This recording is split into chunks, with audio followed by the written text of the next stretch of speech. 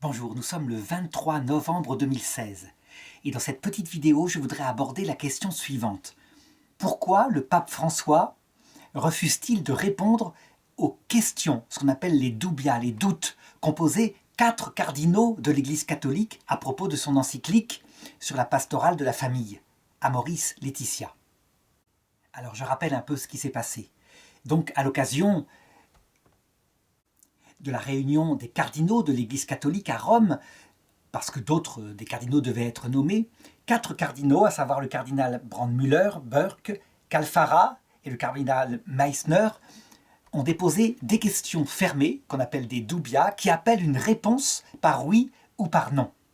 Une des questions dit ceci, à propos, d'une des doctrines qui semble soulevée dans cette encyclique, dans cette lettre apostolique, est-ce qu'il peut exister des cas où une personne vivrait dans un état d'adultère objectif et où il ne serait pas en état de péché grave? La question se pose d'abord parce que le pape, dans ses homélies, avait parlé de certains couples qu'il avait rencontrés, dont l'un des deux était divorcé, remarié. Et il disait, dans ce couple-là, je n'avais pas trouvé l'existence du péché. Et pourtant, par rapport au sacrement, il n'était pas dans la norme. Et dans l'encyclique, le pape va jusqu'à suggérer que dans certains cas, en observant les cas, on pourra même donner l'absolution à des personnes comme cela.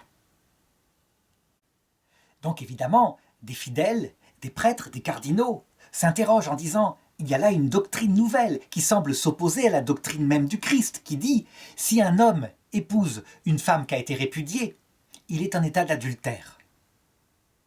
Alors, je vais essayer de donner une réponse précise. Ce que fait le pape François dans sa lettre apostolique à Amoris Laetitia, il élabore, je dirais, ce qu'on appelle la théologie pastorale. Il la fonde quelque part. Elle était enseignée dans les séminaires. La théologie pastorale, elle ne s'occupe pas de doctrine, elle s'occupe d'expliquer comment, peu à peu, on peut amener une personne, étape par étape, vers la vérité tout entière, vers l'amour tout entier. La vérité tout entière qui, elle, est définie par ce qu'on appelle la doctrine théologique classique, que les papes Paul VI et Jean-Paul II ont parfaitement développée à la suite du Concile Vatican II. Le pape Benoît XVI explique parfaitement la différence qu'il y a entre doctrine, donc une théologie que nous connaissons classiquement qui parle de la vérité, et pastorale. La doctrine universelle du salut, elle enseigne des choses abstraitement, des choses qui sont valables universellement. Et je vais donner quelques exemples pour bien le comprendre. Par exemple, doctrine universelle, la guerre est toujours un mal. Ça, c'est dans le catéchisme de l'Église catholique et personne ne peut le nier. Quand on est amené à tuer des centaines de nos frères à qui nous vivrons au paradis, c'est un mal. Doctrine universelle. Quand on rejoint maintenant le concret particulier, par exemple le pape Pie XII, confronté à 2 monstres de son époque, Staline et Hitler, et qu'en secret, il donne toutes les directives qu'il faut pour faire la guerre à Hitler, pour qu'on puisse l'éjecter de son trône. Eh bien, le pape, il prône la guerre contre Hitler.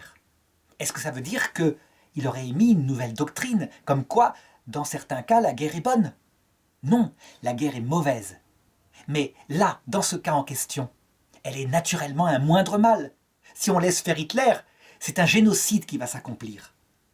Donc la doctrine universelle est parfaitement préservée, la guerre est toujours un mal, mais là, dans ce cas particulier, eh bien, faites la guerre. Donc si moi, à l'époque, je ne sais pas, étant évêque, j'avais demandé au pape Pie XII, répondez par oui ou par non à mon doute, vous dites en secret par vos émissaires qu'il faut faire la guerre à Hitler. Est-ce à dire que maintenant, la guerre serait un bien dans certains cas? Qu'est-ce qu'aurait pu répondre Pie XII? Il n'aurait rien répondu. Ce n'est pas une doctrine nouvelle, là. C'est un cas particulier. On est dans le domaine de la pastorale, de la politique, à savoir la réalité des choses et les principes universels, infaillibles, comme la guerre est toujours un mal, éclairent notre façon de voir. Évidemment que la guerre, il faudra en sortir le plus tôt possible. Eh bien, je dirais que dans toute doctrine universelle, concernant la morale ou la politique, c'est pareil. Je ne connais pas un seul cas où il n'y a pas, je dirais, où une doctrine universelle n'aurait pas une exception, à savoir celle du moindre mal. Le pape François dit, il y a un cas où il n'y a pas d'exception. Il le dit comme ça, il il le dit comme une opinion, il n'en fait pas une doctrine. Il dit l'avortement, il n'y a pas de cas. Eh bien, en réfléchissant à cette affaire-là, j'ai trouvé un cas dans l'histoire où manifestement, eh bien, l'avortement, ou quelque chose qui ressemble, a été un moindre mal. C'est une histoire qui est racontée dans l'épopée napoléonienne. Un officier à la Bérésina, donc après la grande défaite de l'armée, la grande armée aux portes dans le retour de Moscou, donc est confronté à la scène suivante. Il voit une femme d'officier français qui arrive sur un grand cheval d'officier. Elle est enveloppée dans un manteau de fourrure et tient contre elle-même une petite fille, un petit bébé. Et voilà que des Cosaques qui sont cachés un peu plus loin dans un bois tirent. La balle casse la jambe de la dame, tue son cheval sous elle. Elle est coincée avec l'autre jambe sous le cheval. Elle est là et on sait très bien ce qui va arriver. Les Cosaques vont arriver. Et l'officier français qui voit ça de très loin observe la scène. Et il voit cette femme qui prend un lacet de son corset, je pense, et qui se fait un garrot. Puis ensuite, sa petite fille, elle l'embrasse, elle est en larmes. Et puis elle prend un autre lacet, elle le passe autour de son cou et elle tue son bébé. Puis, elle défait son garrot et elle meurt. Et il assistera un peu plus tard à la scène horrible du viol de son corps et puis du bébé qui sert de ballon de foot par la soldatesque. On pourrait se dire, c'est ce que m'avait dit un prêtre, elle aurait peut-être dû prier Dieu et puis Dieu aurait fait un miracle. Seulement, on n'est pas dans la situation. Et arrivé de l'autre côté, je suis convaincu que Dieu n'a pas dit qu'elle a fait un bien en tuant son bébé et puis en arrêtant sa propre vie. Mais c'était peut-être un moindre mal. Ça veut dire qu'il y aurait certains cas tragiques, absolument uniques, où il vaut mieux tuer son enfant plutôt que de voir pire. Est-ce que si quelqu'un m'interrogeait, une sorte d'inquisition, et me demandait « Est-ce que vous émettez là une doctrine nouvelle, à savoir que parfois tuer son enfant est un bien ?» Je répondrais « Mais je ne peux pas répondre par oui ou par non. » C'est complètement dans la pastorale. Ça dépend des cas. On juge et c'est aléatoire. Peut-être qu'elle aurait pu faire mieux, se traîner, je ne sais pas. On ne sait pas.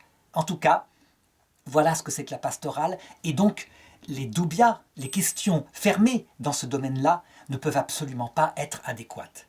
Alors maintenant, abordons la troisième question, celle de couple avec l'un des deux qui est divorcé, remarié à l'Église et qui se serait remis ensemble. Est-ce que le pape François a raison de dire qu'il existe certains cas qu'il a rencontrés où manifestement il n'y avait pas de péché mortel? Eh bien, je répondrai oui, on en connaît tous. Évidemment, si c'est celui qui a trahi l'autre, quelquefois il n'y en a personne qui a trahi l'autre, c'est les deux qui ne s'entendaient pas, mais imaginons que l'un des deux trahit l'autre pour partir avec quelqu'un. Là, c'est un état permanent de péché mortel, évidemment. Mais du côté de celui qui a été trahi, et qui s'est engagé dans un sacrement qui, normalement, c'est pour le meilleur, pour le moins bon et pour le pire, à l'image de Dieu qui nous aime même lorsque nous le trahissons. Donc, techniquement, par rapport au sacrement et à l'engagement, mais que lui a peut-être prononcé dans l'amour, etc., sans trop savoir à quoi il s'engageait, il y a une vocation, un appel de Dieu très net à rester fidèle quoi qu'il arrive, y compris dans l'infidélité de l'autre, en attendant dans la prière. Et ça, c'est le bien, et c'est un bien surnaturel. C'est évidemment pas naturel. Au point de vue d'un mariage naturel, quand l'autre a trahi et est parti avec un amant, le mariage est cassé, puisque c'est l'union de deux consentements. Si l'un des deux, il n'a plus l'autre. Dans le cas du mariage sacramentel, donc qui révèle la manière dont Dieu nous aime jusque dans notre trahison, jusque si nous choisissions l'enfer, ce sacrement signifie la façon dont Dieu aime. Donc si on veut y être fidèle, c'est bien ça. Seulement dans le concret maintenant. Eh bien, le pape François dit « J'ai rencontré une personne qui avait été abandonnée par son conjoint, s'était remis en couple, ils avaient eu des enfants. Et manifestement, cet homme qui ne communiait pas à la messe, il n'est pas en état de péché mortel. Il priait Dieu, il élevait ses enfants magnifiquement. Il n'avait jamais trahi sa première femme, etc.